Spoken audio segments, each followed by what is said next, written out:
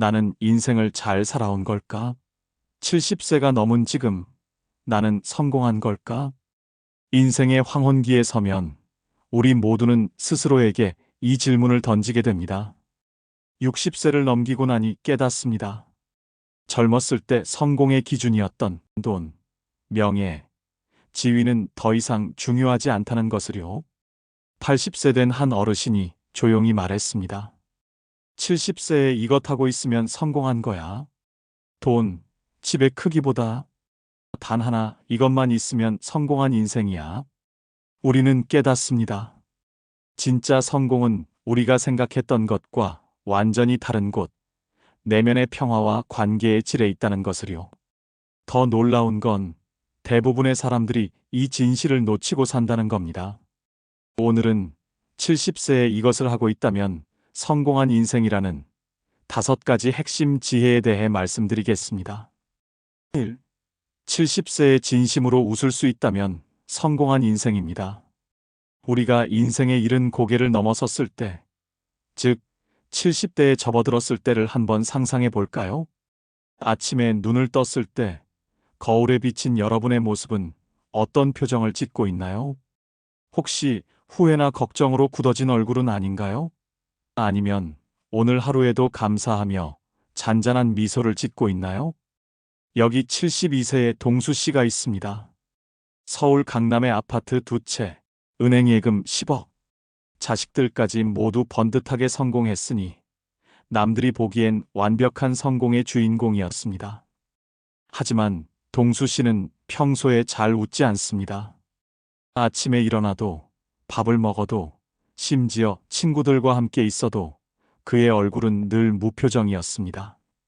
아내가 조심스레 왜 웃지 않느냐고 물었을 때 동수 씨는 공허한 목소리로 답했습니다. 웃을 일이 없잖아. 웃을 일이 뭐가 있어? 그는 평생 돈을 벌고 집을 사고 자식을 키우는 데는 성공했지만 정작 가장 중요한 것, 진심으로 웃는 법을 잃어버렸던 것입니다. 반면 같은 동네에 사는 같은 나이 70세의 병철 씨는 달랐습니다. 가진 것은 작은 전셋집과 연금뿐, 자식들의 형편도 넉넉하지 않았습니다. 하지만 병철 씨는 늘 웃었습니다. 아침에 눈을 뜨면 오늘도 살아있네.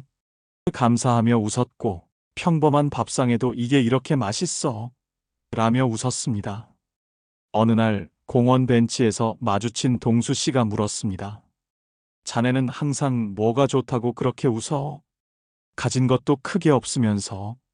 병철 씨가 진지하게 대답했습니다. 그렇지. 가진 건 내가 별로 없지. 그런데 친구야, 가진 게 많아서 웃는 게 아니야. 웃을 수 있으면 그게 바로 가진 거지. 동수 씨는 그 말에 가슴이 철렁했습니다. 그날 밤 거울을 본 그는 깨달았습니다. 70년을 살았지만 자기 자신의 웃는 얼굴을 본 기억이 없었습니다. 그는 모든 것을 가졌지만 웃음이라는 인생의 가장 큰 보물을 잃어버렸던 것입니다.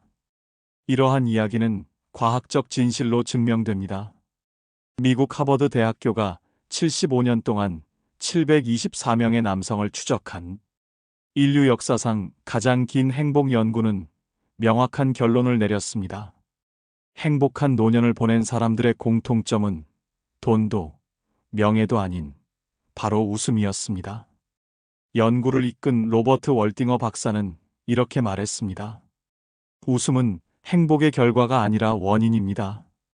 행복해서 웃는 게 아니라 웃어서 행복한 겁니다.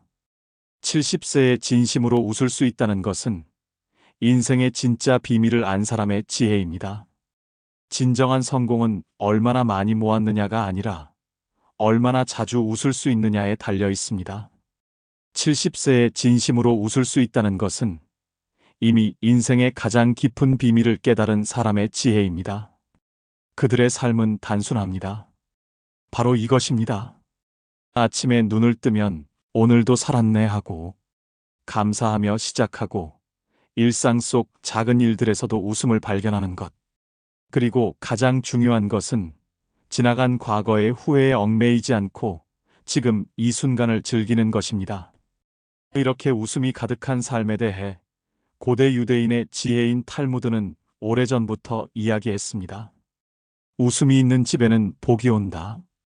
여러분이 진심으로 웃을 수 있다면 돈이 얼마나 있든 집이 얼마나 크든 중요하지 않습니다. 여러분의 마음에 이미 가장 큰 복이 깃들어 있는 것입니다. 돈이 얼마나 있든 집이 얼마나 크든 중요하지 않습니다. 여러분이 진심으로 웃을 수 있다면 그것으로 충분합니다. 오늘 하루 거울을 보고 소리내어 10번 웃어보세요. 그 작은 실천이 바로 여러분이 쟁취할 첫 번째 성공입니다. 2. 70세에 한 명이라도 진짜 친구가 있다면 성공한 인생입니다. 여러분의 휴대폰에는 몇 명의 연락처가 저장되어 있습니까? 68세의 영수 씨는 젊었을 때 사업을 하며 500여 명이 넘는 사람들이 저장되어 있습니다. 사장님, 교수님, 의사, 변호사 등 화려한 이름들이 가득했습니다. 그는 자신의 넓은 인맥을 항상 자랑스러워했습니다. 나는 인맥이 넓어 성공한 인생이야 라고 자부했죠. 하지만 영수 씨가 큰 병에 걸려 입원하고 수술했을 때 그 500명 중 누구도 병문안 오지 않았습니다. 영수 씨는 외로운 병실에서 500여 명이 넘는 사람들을 뒤적거리며 전화를 걸었습니다. 나 영수인데 병원에 입원했어. 대부분의 대답은 그래요? 저 지금 너무 바빠서 나중에 연락할게요. 혹은 영수가 누구지? 그때. 미안한데 나 지금 바빠서라고 말하는 사람들이 대부분이었습니다. 여러 명에게 전화를 걸었지만 그를 찾아온 사람은 단 한 명도 없었습니다. 영수 씨는 깨달았습니다. 자신에게는 아무도 없다는 것을요. 500명을 알았지만 진짜 친구는 한 명도 없었다는 고독한 진실을 말입니다. 반면 같은 병원에 입원한 73세의 정수 씨는 달랐습니다. 그는 평생 공장에서 일해 명함첩도 없었습니다. 하지만 그가 입원하자 50년 지기 친구 병철 씨가 매일 병원으로 찾아왔습니다. 아침 9시에 와서 저녁 6시에 돌아갔습니다. 비가 오나 눈이 오나 변함이 없었습니다. 정수 씨가 물었습니다. 야, 너 매일 오느라 힘들지 않아? 병철 씨가 답했습니다. 힘들긴. 친구니까 당연하지. 너라도 그랬을 거잖아. 정수 씨는 눈물을 흘렸습니다. 50년을 알았지만 그때 비로소 진짜 친구가 무엇인지 알았습니다. 영수 씨는 500명 속에서 혼자였지만 정수 씨는 단 한 명의 친구와 함께였습니다. 옥스퍼드 대학교의 로빈 던바 교수의 연구는 이 사례를 뒷받침합니다. 노년기에는 관계의 양이 아니라 질이 중요합니다. 연구진이 70세 이상 노인들을 10년간 추적한 결과는 명확했습니다. 친구가 100명인 노인보다 단 한 명의 진짜 친구를 가진 노인이 행복도가 300% 높았으며 외로움을 느끼는 비율은 85% 낮았습니다. 70세에 얻을 수 있는 가장 든든한 사회적 자산은 바로 깊은 우정입니다. 우리는 많은 사람을 알 필요가 없습니다. 500명의 아는 사람보다 힘든 순간에 말하지 않아도 마음을 알아주고 어떤 실수나 잘못을 저질러도 비난 대신 있는 그대로 받아주는 단 한 명의 친구가 훨씬 소중합니다. 이것이야말로 돈으로 환산할 수 없는 노년의 진정한 버팀목입니다. 고대 철학자 아리스토텔레스는 우정의 가치를 이렇게 꿰뚫어 보았습니다. 친구는 하나의 영혼이 두 개의 몸에 있는 것이다. 단 한 명의 진짜 친구가 있다는 것은 세상에 나를 이해하는 또 하나의 영혼이 존재한다는 뜻입니다. 그들의 존재만으로도 여러분의 인생은 성공한 것입니다. 500명을 알아도 진짜가 없다면 실패입니다. 단 한 명을 알아도 진짜라면 그것으로 충분합니다. 오늘 그 단 한 명의 소중한 친구에게 전화해서 진심을 담아 고마워라고 전하세요. 그것이 여러분이 쟁취할 두 번째 성공입니다. 3. 70세에 자식에게 미움받지 않는다면 성공한 인생입니다. 71세의 순자 씨는 자식을 위해 모든 걸 희생했지만 자식들은 그녀를 피했습니다. 며느리가 솔직히 말합니다. 어머니는 늘 내가 해준 게 얼마인데 라고 하세요. 그게 사랑이 아니라 거래처럼 느껴져요. 순자 씨는 희생을 무기로 자식을 묶었다는 것을 깨달았습니다. 반면 74세의 명자 씨는 절대 희생을 입에 담지 않고 자식의 삶을 존중했습니다. 자식들은 명자 씨를 부담스럽지 않고 만나고 싶은 엄마로 여겼습니다. 서울대학교 연구 결과 내가 해준 게 얼마인데라는 말을 자주 하는 부모의 자식들은 부모를 부담스러워했고 조건 없는 사랑을 준 부모의 자식들은 부모를 편하게 여겼습니다. 70세의 자녀에게 미움받지 않는 부모가 된다는 것은 평생 가장 어려운 숙제를 풀어냈다는 의미입니다. 진정한 부모의 사랑은 대가를 바라지 않습니다. 내가 해준 것을 돌려달라고 요구하지 않고 자녀의 삶의 방식과 선택을 존중하며 간섭 대신 묵묵히 믿어주는 조건 없는 사랑만이 세월이 흘러도 변치 않는 끈끈한 관계를 만듭니다. 레바논 출신의 시인이자 철학자인 칼릴 지브란은 부모와 자식의 관계를 가장 아름답게 정의했습니다. 자식은 당신의 소유물이 아니다. 그들은 생명 그 자체의 아들, 딸이다. 자녀를 독립된 하나의 생명으로 인정하고 놓아줄 때 비로소 자녀는 부담 없이 부모를 찾아옵니다. 돈을 얼마나 주었든 중요하지 않습니다. 여러분이 그들을 소유물이 아닌 생명으로 바라봐 주었다면 여러분은 성공한 부모입니다. 돈을 얼마나 주었든 중요하지 않습니다.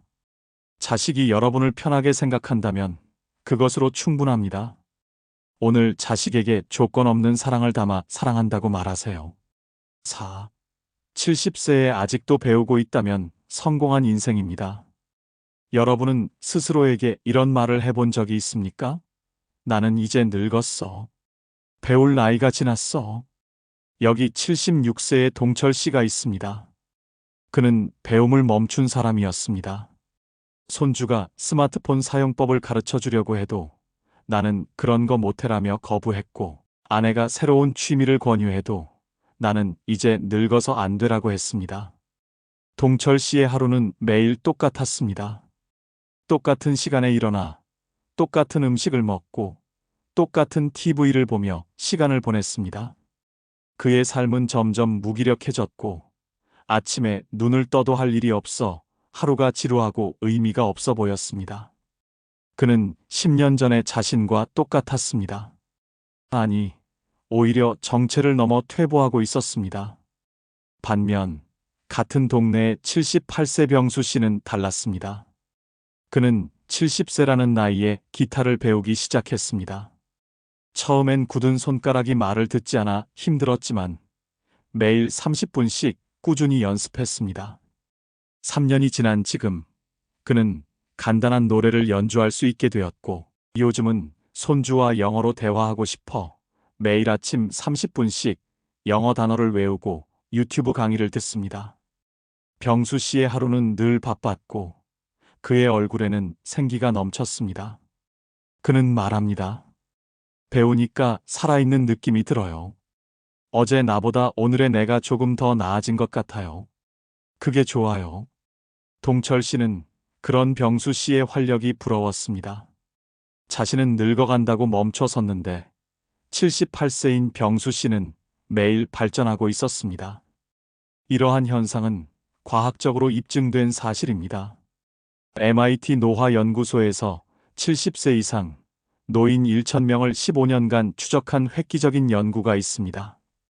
연구 결과 70세 이후에도 계속 새로운 것을 배운 사람들은 인지 기능이 70세와 거의 비슷하거나 오히려 향상되었습니다.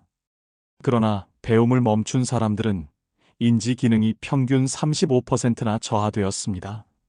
삶의 만족도 역시 배우는 그룹이 압도적으로 높았습니다. 연구를 이끈 박사는 경고합니다. 배움은 나이와 상관이 없습니다. 70세에 배우는 사람은 계속 살아있는 사람입니다. 배움을 멈추는 순간 뇌도 멈추고 삶도 멈춥니다. 70세에 아직도 배우고 있다는 것은 여러분이 인생의 가장 강력한 방어막을 가지고 있다는 증거입니다. 70세의 나이에도 삶의 활력을 잃지 않는 사람들의 비결은 단 하나입니다. 바로 배움을 멈추지 않는 용기입니다. 나는 늙어서 안 된다는 그 흔한 핑계를 깨끗하게 지우세요. 새로운 것에 도전하고 설령 실패하더라도 다시 시도하며 어제보다 오늘의 내가 아주 조금이라도 나아지기 위해 하루 단 30분이라도 배움에 투자하는 자기 성장 의지가 바로 노년의 가장 강력한 방어막입니다. 뇌를 쉬게 하지 마십시오.